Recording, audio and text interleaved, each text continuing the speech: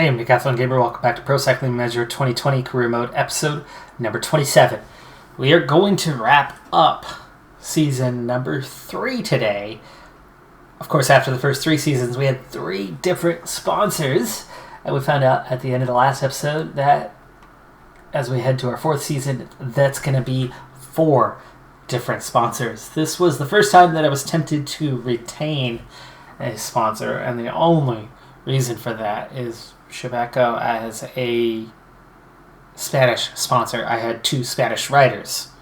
They helped me a little bit on getting our evaluation. However, the limit was going to be 54,000 and the high end was 70,000, meaning I would have had a very small increase possible next season. So even if we pleased the sponsor, we weren't really going to go anywhere. The South African sponsor comes along, offers us 56,000, so already instantly a couple thousand higher, but more importantly, a much higher earning potential, not quite double what Chebeco was. So we should have a much wider range of what an exceptional evaluation will do for us next season, and hopefully get us out of this hole where we are a team that's good but has no money. Because at this point, Humberto Zeta is heading into the final year of his contract next year. I probably have 0 chance of retaining him. And by 0 chance, I mean, what's smaller than 0? Okay, literally nothing. It's 0.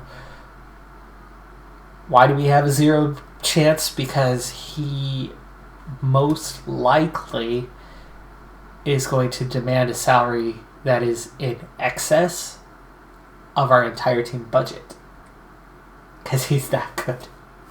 Our budget's that small. So chances are I'm going to lose the core centerpiece to the team next season. We're going to have a hard time re-signing any of those 6. But obviously some money's going to go away. So we'll be able to re-sign a guy or 2, and we'll definitely be able to sign some new riders into the team. But we're not in the free and clear. We're not just powering our way into the World Tour where we're going to go and dominate, because our budget was so low to begin with and then got smaller. And while we are climbing our way out of that, it's inch by inch, not mile by mile. So it's going to take a long time before that budget is going to honestly get to a point where we can afford to retain riders. We can get good riders that are going to develop like Zeta and get quite good. I don't know how many of those kind of riders I'm going to be able to retain. Tentoni, I might lose him as well. He's nowhere near where Zeta is, but a year from now, if he's a 76, 77 a year from now, he'll be out of my budget range as well, and we're going to lose all those core elements and have to kind of rebuild year by year with what we're signing and what we're developing. But let's go ahead and get to the opening of the transfer market. We only have 11,000 to spend. At the end of last episode, discussing the potential of signing a South African rider, I mentioned Gourmet and said, I know he's from Africa, but I don't think he's from South Africa. And I was correct. He's Eritrean. So signing him does us no good, though potential's a 3 to 6, which is okay. Just a 22-year-old, always a good thing. But then something surprised me. Ryan Gibbons, the 74 overall, one of the riders that I was targeting. Okay, he's a 27-year-old. Reputation is only local. But he's South African. Okay, hates the salary. Everything else, though, he loves. So what happens if we go to 13? I really can't go terribly high with Gibbons. It's not going to be worth it. Okay, that put him into a tolerable range. but it really didn't boost this like I thought it might. We're not paying this, Gibbons. Sorry.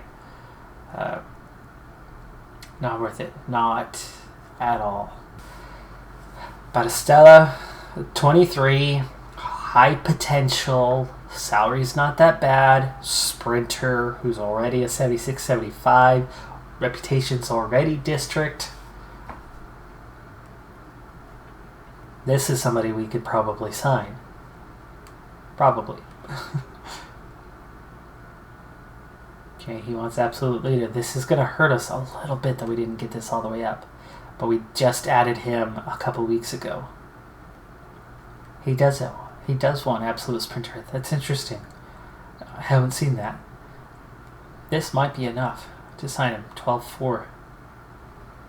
Oh, and he didn't sign anyway. Wow. I thought that was way too much. It's because the interest wasn't there. We take a break after looking at that initial group, and it's kind of looking like none of those riders are going to be someone we're going to end up signing. Right now, at the first day of August, before anyone signed anyone, we're actually 14th in the index. We will definitely go down from there, because I am not signing any riders that are going to boost our profile at all. I could look at my weakness and see if I could develop that, because that's the only way I could. But overall, we can't afford what we have in Zeta now. Zeta is our profile. So I don't see us having any ability to go up. But that's pretty high. That is Continental Pro secure, but almost certainly not enough to retain World Tour. I mean, we've got 6 teams that are going to have to pass us up, but you got to figure there's going to be at least 6 teams that pass us up. 3.5 stars, good evaluation. It's a good start. We'll be at the top of Continental Pro next year, but I just don't see us moving upward. Okay, so looking at the team profile, Cobble is our strongest area, but we are pretty balanced in punch, GC, and time trial. Sprint is by far the biggest weakness of this team. I'm developing in-house, but signing a sprinter who's a little bit better than what I have now is the only way that we raise our profile in the slightest this season. I don't think we're going to make World Tour. I almost don't want to make World Tour. We'll get crushed and our sponsor will be ticked off. We're not at a point yet where we should be up there. And if Zeta brings us up there, we lose him at the end of next season. And then what do we do? So, and Tintoni, there's a good chance we're going to lose him next season as well. That would absolutely be devastating, because we'd lose World Tour even if we make it okay, sponsor objective wise. But if we, it would be a dangerous situation. Our sponsor would not be happy with us, because even with them next season, I don't think we can compete at the World Tour level. We have a new sponsor, so they're going to come in with a fresh perspective and go like, oh yeah, you guys are going to go win. We're going to win often. The objectives get harder. So that's just messing with fire. So I'm actually hoping we're still Continental Pro for next season. But let's see if we can maybe grab a sprinter to help this mess out. So I have no idea what this rider's potential is. But I searched South Africa riders that were going to be free. Gibbons, of course, is the best one available, but not worth the price. District reputation for this young 21-year-old. He's got a 70 average overall. He's an okay climber. Should be quite affordable. Has that little bit of a reputation. I think this is my way to get what we need to appease the sponsor a bit without completely breaking the bank. So let's see if we can get him to sign on. It's only attractive for him, but we're looking like money could be a thing here. Let's try important rider. Oh yeah, we're already close. Okay, so for 3,000, I think we will be able to get this guy signed, and that is well worth the money and leaves us still enough to go sign a sprinter. Sorting by sprinter, by the specialization. Starting with Caleb Ewan as the best available. These guys aren't interested. First one we get down to that at least has that moderate interest. And even though it's a low percentage, it treats it moderate interest as moderate interest. You have to get to that full 99% is still not enough. You have to get to 100%. Otherwise it makes no difference. Best rider available sprint-wise, who is young and has moderate interest, is Verbracken. And Verbracken also has great potential. So even though he's only a 72, this is a good way to go, and he might be pretty affordable. Points are starting to run low. I'm going to have to make a move here at some point that we can complete. But Max Cantor, good option. Already a strong sprinter, still very young, just 24. I've had Max Cantor on a team before, and he was pretty good. So we'll try as absolute sprinter. Go for a 3-year deal. Let's see what happens with the money. Okay, he's happy so far. But I'm not sure I'm going to be able to... No. 15 was too much. It just wants so much money. Alright, next young rider.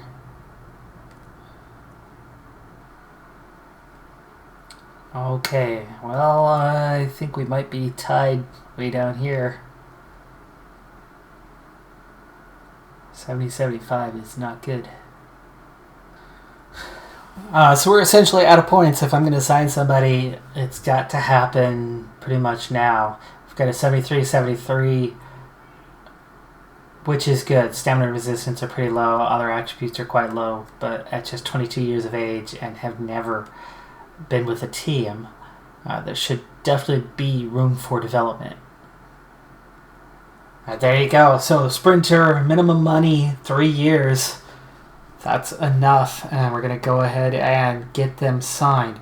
Now the last thing we have, I think, is Gibbons still out there and money still out there. I don't know if I can sign him or not. We've already started negotiations.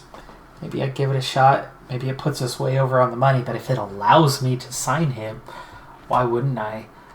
In our current scenario, if it helps us earn some wins, it helps us earn some wins. But let's go ahead and sign these first guys so that we're sure. So last ditch effort, we're going to try to increase by 2,000, 16,000 for Gibbons.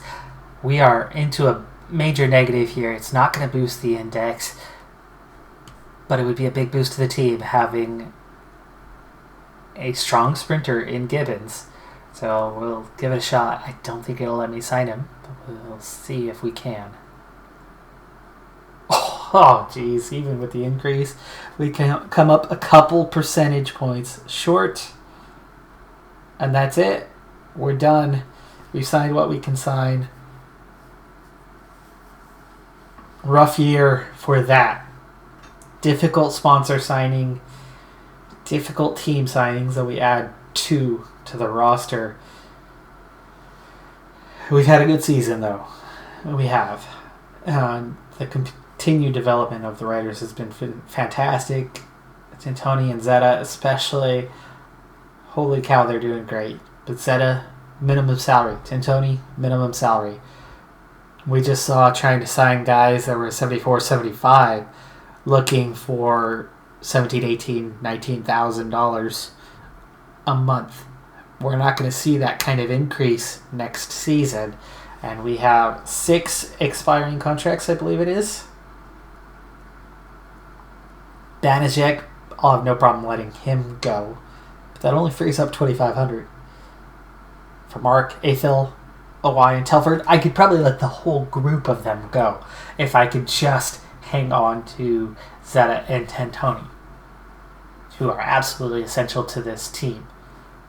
So that frees up 12,500. If we get a max evaluation, then the next year maybe it goes up by 13,000. That's 25. You're already starting at a 2,500. So it gives me some range. Gives me maybe $27,000 to play with. Zeta's not going to be looking for 19,000. Tentoni might. So I might be able to get him re-signed and hang on to him. And he's developing well as a stage racer. But Zeta could be looking for 50,000 a month, which would not just be more than the whole team combined. It'd be a lot more than the whole team combined. It's the middle of September now, and I'm in trouble. Big trouble. In the weirdest way. Vermark leveled up to a 74. Barta and Moreno both leveled up to 72s. And our index raised by a point. We are 19th. We are on the bubble. But the wrong bubble. We're on the bubble for World Tour. We are in the last World Tour slot right now. We need Movistar, Cofidis, NTT, Alpecin, Phoenix, or Huggins Berman. Maybe Arkea Samsic. I'd say the four directly below us have the best chance. Arkea Samsic certainly could, based on budget. We need one of them to sign. Somebody develop somebody, do something. Because if they don't, we're a World Tour team next year. I can't be a World Tour team. It will destroy us next season if we're a World Tour team. Just in the last week, this list has gotten shorter and nothing has changed. The best rider still out there is a 72. That's not going to push someone up the list. Meaning, over the next month, it's purely going to come down to rider development. And I have a young team with high potential. I'm more likely to see an increase than another team is. I can't be a World Tour team right now. There isn't an increased budget that goes along with that. If there was, then I'd say bring it on. And we'll make it work. We'll hack and slash our way through and survive and do enough. But we need money. And the only way we're getting money is if we can achieve objectives. World Tour, that's not happening. Continental Pro, that could happen. I can continue to get results in Continental Pro and increase our budget and maybe afford to keep one of Zeta or Tentoni, and like we already said, probably Tentoni and probably not Zeta. We're losing the centerpiece that is single-handedly pushing us into World Tour. We're on the bubble. Let's see what happens in the next month. I'm scared. We're into the final days of the season. All the transfer market stuff just a couple weeks away from it actually going into effect and taking place. And we're still 19th. I've never been so unhappy for success. Alves Machado has leveled up now. I mean, it's good. His sprint went 2 points up. Looks like he picked up a point on cobble as well. So he's getting faster. He's leveled up a few times this season. I think he started the season as a 69.